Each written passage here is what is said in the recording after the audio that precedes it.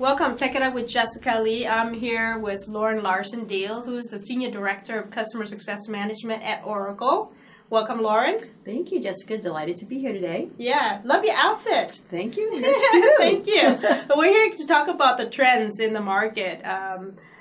Oracle is a well-known big company, and you are actually handling the global program for these big client enterprise accounts. Mm-hmm. Right? You want to tell us about that? Yes, certainly.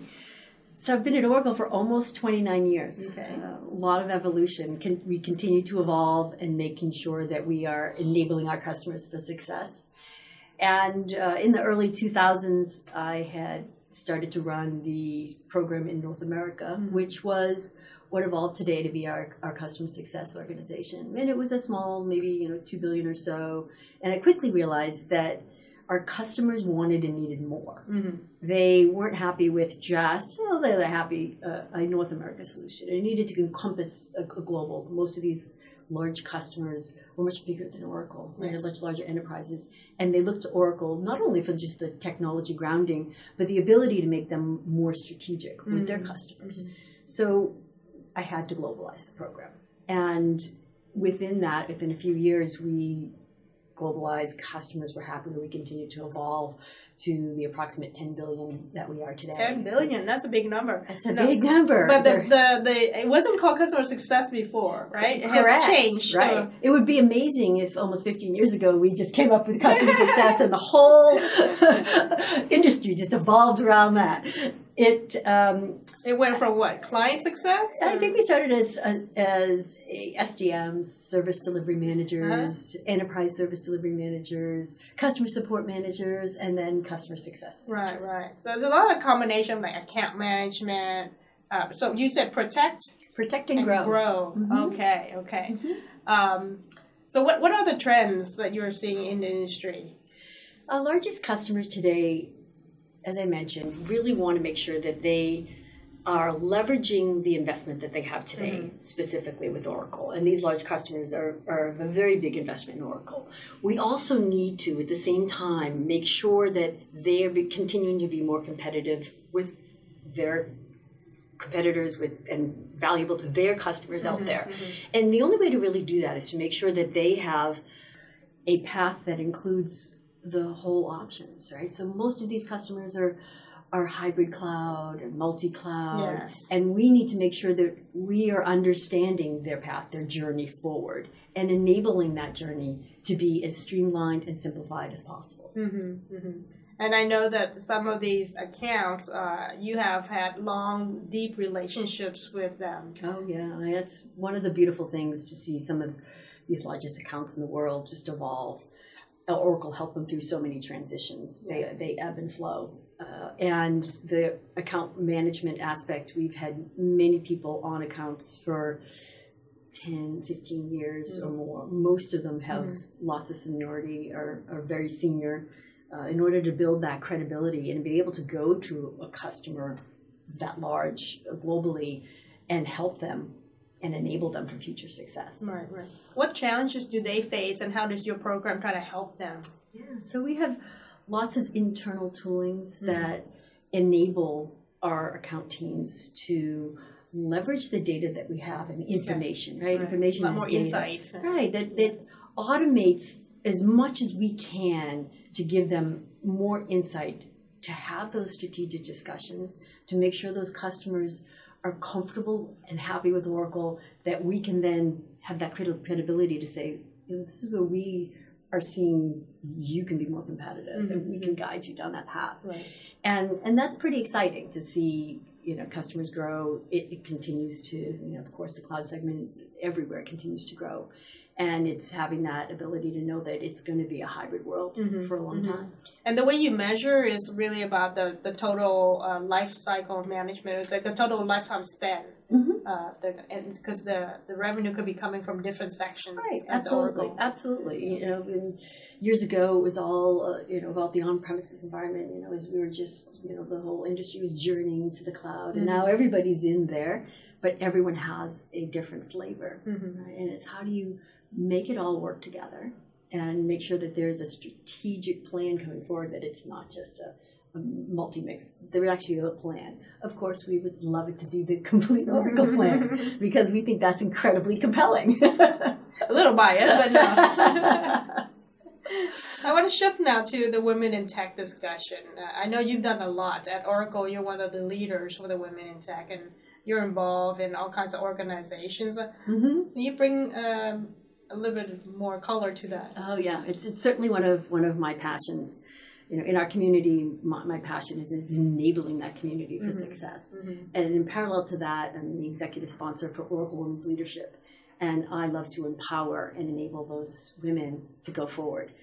There's lots of them that are early in their career that come from a technical background. I have a computer science degree.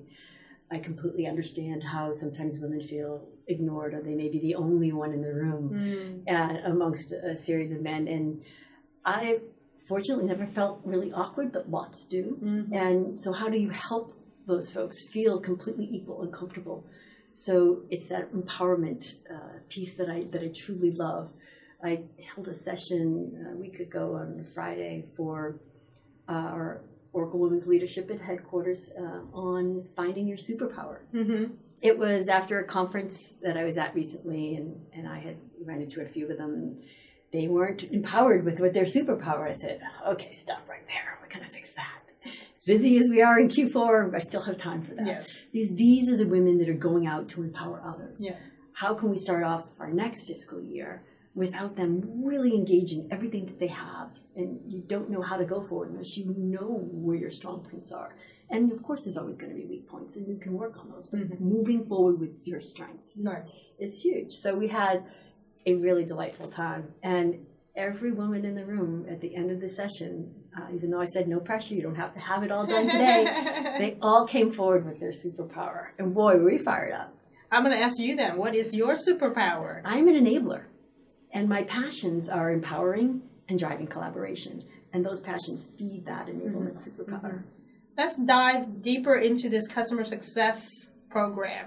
You need a lot of tools, and you've done a lot of automation too. You want to share with us? Oh, absolutely.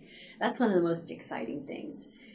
Early in the 2000s, when I'd kind of first jumped in and went from a North America and started to globalize, I realized that you can't ever continue to wake up and have the luxury of doing things the same way today as you need to do them tomorrow. It's a continuous evolution to make sure you're always adding value. And so how do you do that? So sometimes in the middle of the night, I would come up with these ideas, and I always sleep with my phone, and I'd shoot off a message to some of my folks in EMEA, and I would wake up, and it would almost be like the story of the elf, the cobbler and his elves. So I would wake up, and I'd be all these brand new shoes on the shelf. I would wake up, and there would be the groundworks for an incredible new tool, and it would be based on a challenge that we had always, right? Customers having a challenge, or we're having some type of challenge around getting information, something that we needed to streamline or automate that was just too manual, too cumbersome, and getting in our way versus making things easier. So over the course of several years, we built essentially a workbench, and it had about 26 different tools. Right? And each one of those was based upon a need. Like you just pick it out of the sky, and it was everything from your baseline account plan. How do you make that simpler and streamline and automate and make sure that we're consistent in just the baseline of how we move forward with our largest customers? And then all sorts of data around metrics around how do these customers use and leverage Oracle? And how can we harness that information to make sure that they are getting the most out of that? Are they getting the right information? Is the information that we could send them lots of information. Is that what they really need? How do we synthesize that and become smarter about it and synthesize it to the nugget that really is that valuable aha piece, right? For the account management internally and for that customer. And that was really exciting, building in a generation of all those tools. And they continue to evolve. Many of those tools have then evolved and become corporate-wide. Just kind of adopted and blended in. And it's very cool to think, wow, God, we started a lot of that. Right? We innovated that idea. And why? Not because we're geniuses, but because we looked at the customer and said, what does these customers really need? And how do we arm the people with the right information at the right time? Excellent. That's a great story. Oh, thank you. And do you measure certain, like, I hear a lot about the health of the customer, telemetry and all that. Yeah, good question. So the metrics that we use to make sure that we're continuing to grow and evolve with our customers are based upon an internal scorecard, which leverages the many tools that we have that we pull data from, kind of custom built tools. Many of those have gone mainstream and become part of larger corporate tools, so the company can leverage them or the broader support organization can leverage them. And we pull those along with direct feedback from our customers based upon, how do they directly feel that Oracle is adding value? Right. Are we waking up every day and making it easier for them to do business and be more competitive in their industry? Those are the types of things that you don't generally get from kind of common interesting, but really, really fine-tuning. And a lot of that is very much focused on the long-term relationships that they've had with our customer success managers that really understand not only the industry, but the customer specifics and have helped our customers through many, many hurdles over the years as their businesses have ebbed and flowed, and they need to figure out how to continue to evolve. Right. And everything we do every year continues to evolve to make sure that we are hopefully getting ahead. Evolve or die, right? Yes, it is. I hate to say that, but it's so true. If you don't wake up and do it slightly differently, slightly smarter, and everything that you were doing yesterday, try to automate it, try to streamline it. Right. So you can use every ounce of your energy to focus on that. How do I add that really critical bit of value that's truly strategic, using your empathetic skills to kind of read in, and that's what really can make the difference and turn the wheel. You've done over 90 acquisition projects in probably the last 19 years or so. Yeah, that's a lot. It's a lot. And what lessons learned? What tips? What trends? Yeah, absolutely. It was very, very interesting. My very first big acquisition was from PeopleSoft, a customer that we acquired many years ago, but I had managed the alliance relationship back in the 90s, so I knew an awful lot about the business and therefore became a valued person in strategizing on how do we get the best out of everything as we move forward. With every acquisition you have, I think the most incredible thing is sometimes seeing what maybe Larry Ellison saw as he was looking at this company going, there's that.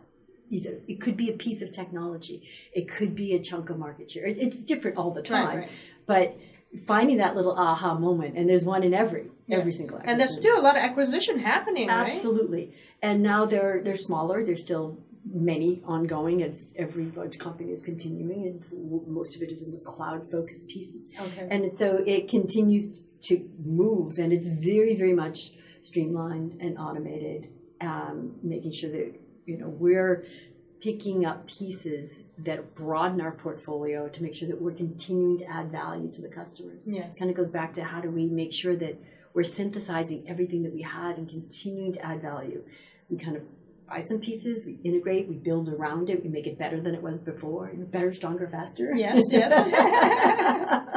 Wow, there's a lot of things happening, and even though you've been involved in this customer success program for a long time, there's still excitement, right? There is never a dull moment. Yeah. The day we wake up and be bored, I think that's probably the day I retire, which is a long time from now. I can't imagine it. There's always more to be bored. I think that's probably your teeth into, because the industry is so interesting with not only the cloud, the hybrid cloud, the multi-cloud, and how do we make sure that we have a grasp on that so we're truly guiding customers. But I think the artificial intelligence around it that helps to streamline and automate so much of what we do and so much of the baseline interaction that we even have with our customers. We see it all day. We don't even notice that it's happening. And it's fascinating, and it continues to evolve. And those things make it easier for us to kind of baseline. The baseline goes higher. All the stuff that we manually did or had separate tools all becomes just part of this streamlined, automate, and there's a lot of AI in there, and then we continue to go forward. So we continue to try to get ahead of that curve and find that nugget of wisdom, of empathy of the customer, so we can guide them forward, make sure that we're all successful moving forward. Right, right. Always be learning, always looking for ways to deliver more value. Absolutely. Okay, well, it's been wonderful to have you here on the show, Lauren. Thank you, Jessica. Thank you for sharing your thoughts with us. Have a great rest of your day. And that's Tech It Up with Jessica Lee, Lauren Larsen Diehl from Oracle.